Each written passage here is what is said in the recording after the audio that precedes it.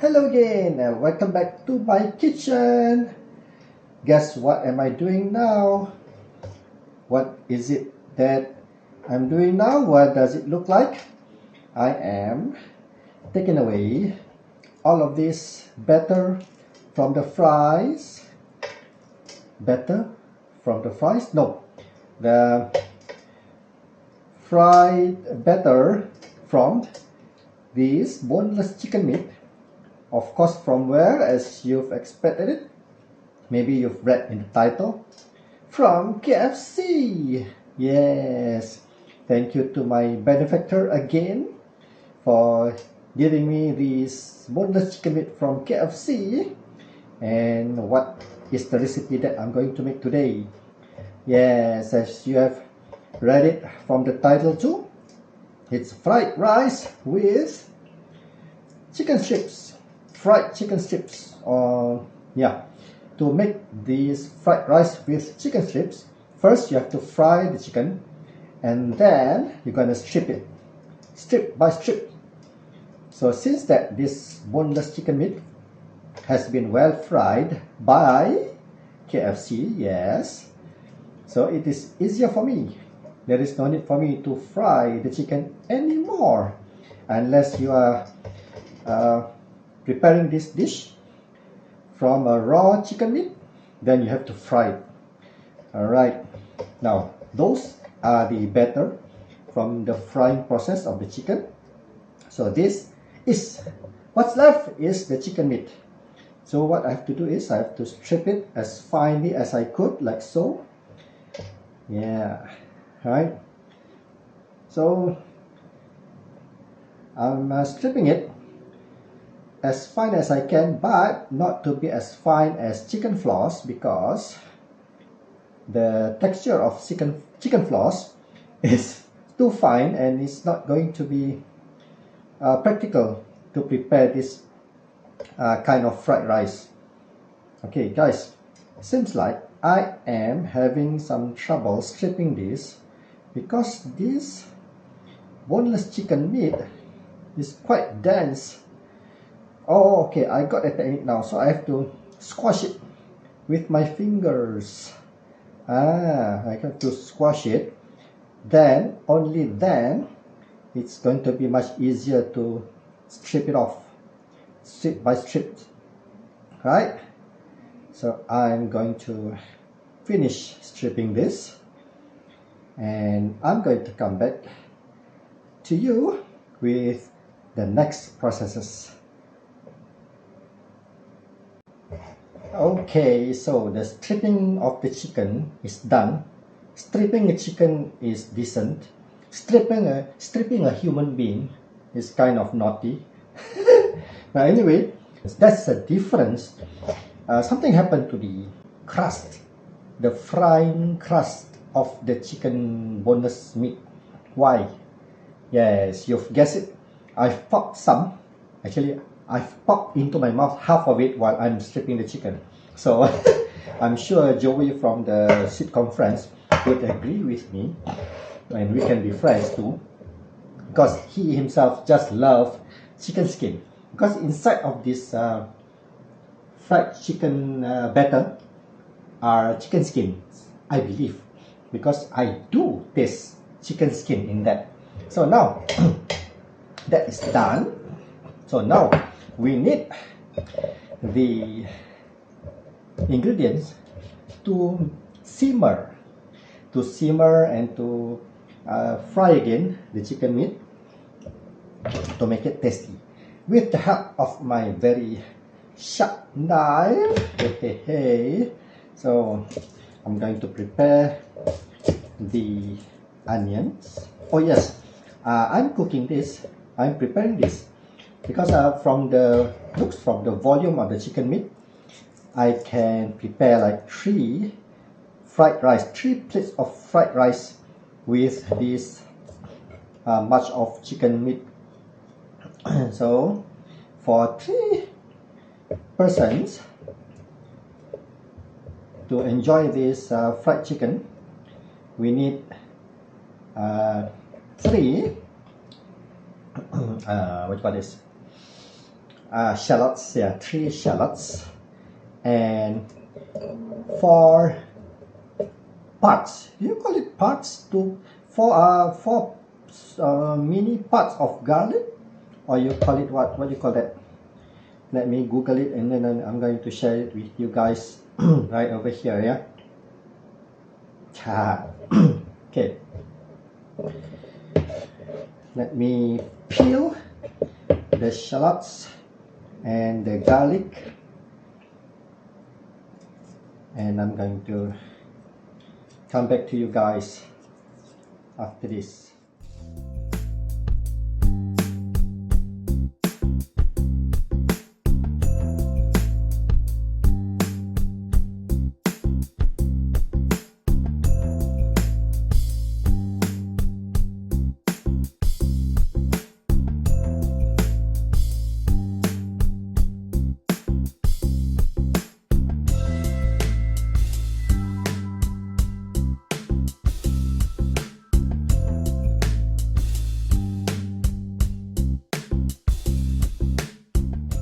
Okay, I've peeled the shallots and the garlic, and now what do we have here? Bird's eye chilies. Yeah, so I'm going to cook for 3, so we need 3 bird's eye chili. Is it going to be too hot? Because this is hot stuff. These are hot stuff, man. Yeah, it's okay. I'll use 3, but I'm not going to blend them. I'm not going to mix them with the shallots and garlic and put it in the blender, because I do not want it to be fine.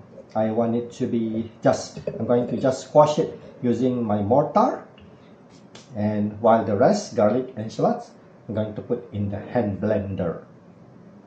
So here is my hand blender. Take off the blades, and before putting the garlic into the blender, I'm going to just cut it into smaller pieces. And I've learned that before you put anything into your blender, you should put in the blades first, because once you have inserted all of your ingredients into the hand blender, it's going to be difficult to put in your blades. Right? So I'm going to be very careful while using this knife, because it is ultra sharp. Wouldn't like to hurt myself. And oh yeah, you may ask, how do I know how much garlic or shallots are needed? Yes, that is the difference between a chef and a cook. I myself am a cook, so I cook by ear. Means that I cook by experience, and I do not have proper training as chef. So I just estimate how much garlic or shallots are needed, and there we go. We roll. Yep. So the shallots and the garlics has been inserted into my hand blender. And here comes the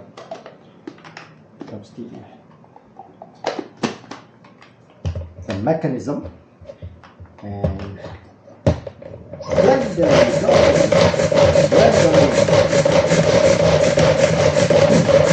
I'm shaking the whole table, and I'm sure you guys are shaken too. So again, maybe you guys would like to enjoy watching the stuff being blended. Alright, when you are simmering something, especially for fried rice, you might want to make sure that they are fine enough. Yes, that is a very fine blending, right? Because that is how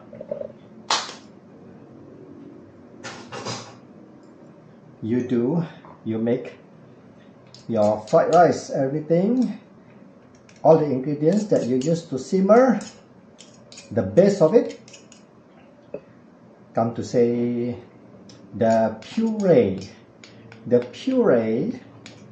of fried rice should be fine. Yeah, to me, there is only two laws or rules while preparing fried rice. Firstly,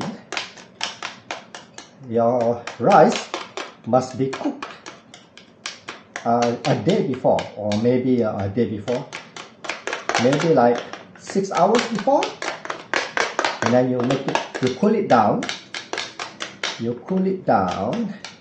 then only you will get the correct texture of a fried rice. Yeah, because when you use cooked rice that you had just cooked, it will lump together, kind of staying as in a single lump, because the content of the water that you use to cook your rice is still in there, most of it. So as I've mentioned, once you have cooked your rice and leave it to cool down for about minimum 6 hours, most of the water that you use to cook it will be dehydrated. Come to say that your rice has been dried for a bit. Alright, wow, that looks good, guys, doesn't it? So that is ready. It's ready. So how about this bird's eye chili? I'm going to just take the pounder part of my mortar and then use the flat part, which usually I hold, and then I use this round part to smash in the mortar, but instead I'm going to use the flat part and just punch it down, so that it will give spiciness to the dish, but still it will prevent your family or the people that you are serving from eating the whole bird's eye chili and pop their head off. Alright, so let's go and simmer. So here is my cooked rice right in there. Now the question now is, how much rice, cooked rice, will I need to serve 3 people, 3 persons, right? I guess 1 person will be enjoying 1, 2, 3, 4. Yeah, will that be enough, or 5? 5. So for a total of 3 persons, we need another 10, right? 1, 2, 3, 4, 5. So that is 10 scoops of the ladle. Do you call this ladle or scooper? I don't know. Scoops, I think. Okay, that is 11. Most of it is stuck to my ladle. Come on, ladle, cooperate. So yeah, I think that will be enough. 12 scoops of fried. Oh no, 12 scoops of cooked rice. All right, let's get the fire started. Where's the fire? This one? Yeah, there we go.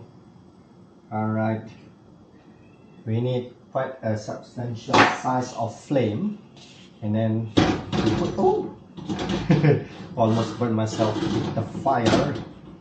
That's my wok to fry, right? And let's wait for it to heat up a bit before we put in the cooking oil.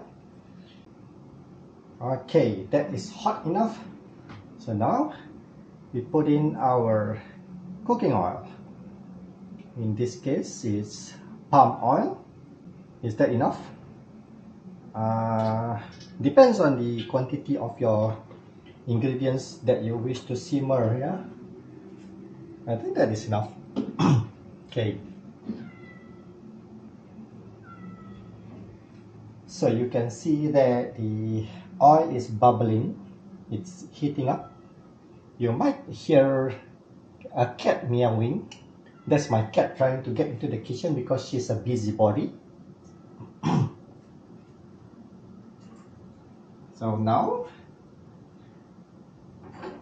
when we see that the oil has been heated up and there's some smoke on it, smoke is coming up, yeah. And then you put in your simmering ingredients. Woohoo! Wow!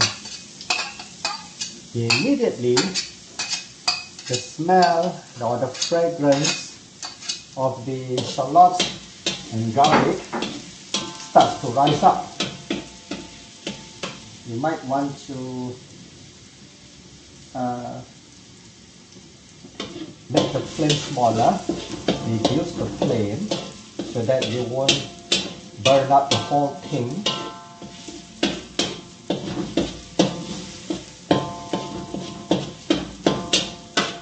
You just want it to completely be simmered without burning it, right? So occasionally you have to mix it around so that it gets cooked evenly until it's well cooked, well simmered. Now, how do you know that it has been completely simmered? Okay, you can't see it from the shallots, but you can determine that it has been well cooked from the color of the garlic. The garlic, once it has turned golden yellowish, and then you will smell more fragrance coming out of it. This is too small. Let's increase the flame a bit so that we won't waste time. Alright. Okay. Now I can see that the garlic is being half cooked. So this is when you put in your bird's eye chili. Yeah. You want the spiciness to get well mixed with the ingredients that you simmer, so that when you put in the rice, the spiciness will be distributed all around the rice itself. Right? Let's simmer it, mix it around furthermore until the garlic has been well cooked.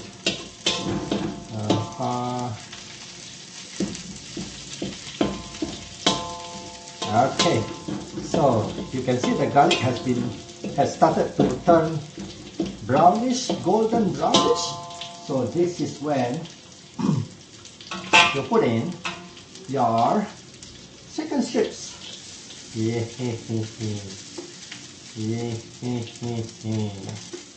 Oh wow. Okay. So Mind you, just take note that this is the first time I'm making this dish ever, so I'm not very sure what's going to come out of it, what's the outcome of it. Right? Okay, let's make the flame bigger. The secret of frying rice or making fried rice is to know when to reduce the flame and when to make it bigger and larger, right? Reduce or increase. So in this case, we are in the process of making the chicken strip crispy. So we need bigger flames. We need bigger flames, guys. Alright, mix it thoroughly. There you go. Wow, the smell is irresistible, guys. If only we have smell-o-vision, I can share with you how good this smells. Okay, the chicken has been, the smell of it almost makes me sneeze. So, I'm going to turn on my ventilation fan. Looking good up here. So that the smell will not be scattered around the whole house. Okay, now to reduce the flame and put in the rice. Here we go. Woohoo! Alright. So, now is the fun part.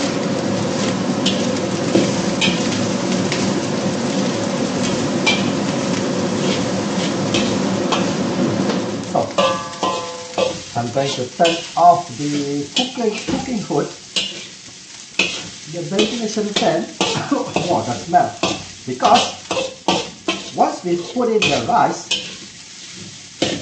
the smoke will be reduced. Less smoke comes out from the dish because the rice absorbs the oil and the essence from the garlic, the shallots, the bird's eye chili. So that is why the smoke has been reduced. So this is how you make sure that you have the correct texture of fried rice. Yeah, every single grain of the rice must be separated from each other. That is the secret. Okay, while you are mixing this around, tossing it around, make sure that you take note of those lumps of rice, and once you notice them, you just squash it down, some sort like breaking it up, so that it will not stay together. Every single grain of the rice should be separated from each other. Alright, now the final stage is to use the biggest flame that you can produce from your oven. Oh no, this is not oven, this is a cooker. Or what do you call that? What do you call the furnace? No. Before that, now you just take a spoon and you scoop some of the rice, yeah, and you have a taste.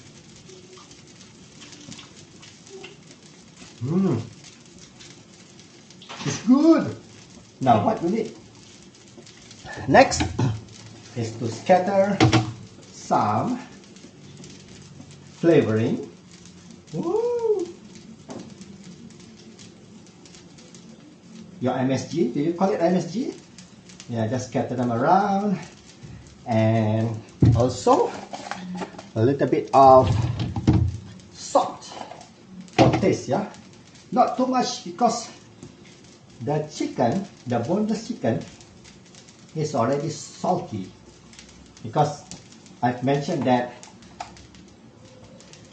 the chicken meat came from KFC and it has been fried, and I'm pretty sure it contains salt in it.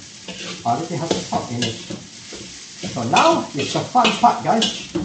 While you are mixing around the flavoring powder and the salt, you increase your flame as big as you can. Now it's the process of making the rice a little bit crispy. That's my way. Some people would like to have their fried rice soft, a little bit soft. But for me, I love my fried rice to be a little bit crunchy. Right? Not crispy rendang, yeah? I'm not making crispy rendang, but I'm making crispy fried rice. You might want to debate on that, but that's my way. Not that I know much about fried rice. I never even tried or taste the Uncle, who's that in KL, the famous one? Uncle Roger.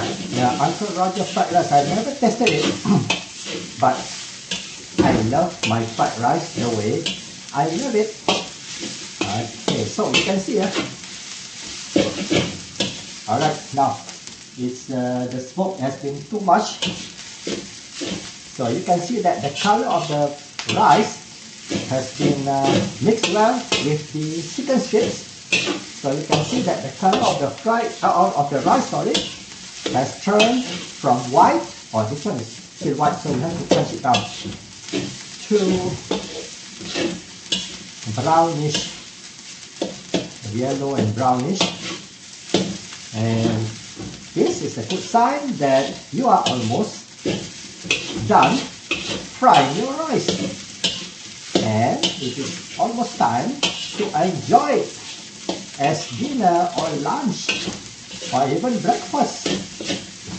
See, you can't even see the chicken strip anymore because it has been well mixed around. Alright, now what you do now is to turn off the flame.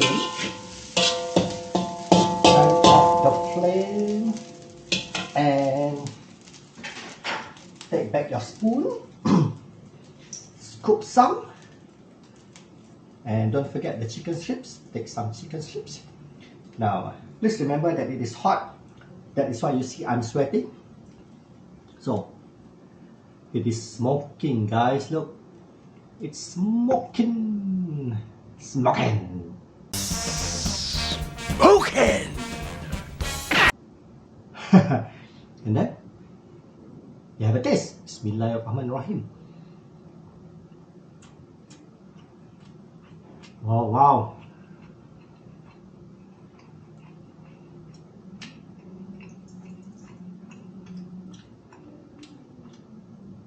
The texture of the rice, done, well done. The chicken strips, they are springy, while crispy because we fried them again. Oh, I've touched the bird's eye chili, and I've wiped sweat from my eye, and my eye is now hurt from the bird's eye chili. And then the taste from the garlic and the shallots and salt is well balanced.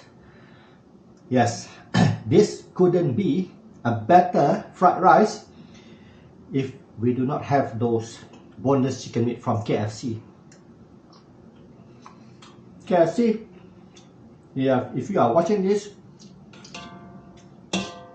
I am not going to copyright this recipe, but you guys are most welcome to do this and make it as one of your dishes that you can sell at your outlets. Yeah, try it out, guys, while I'm sweating here.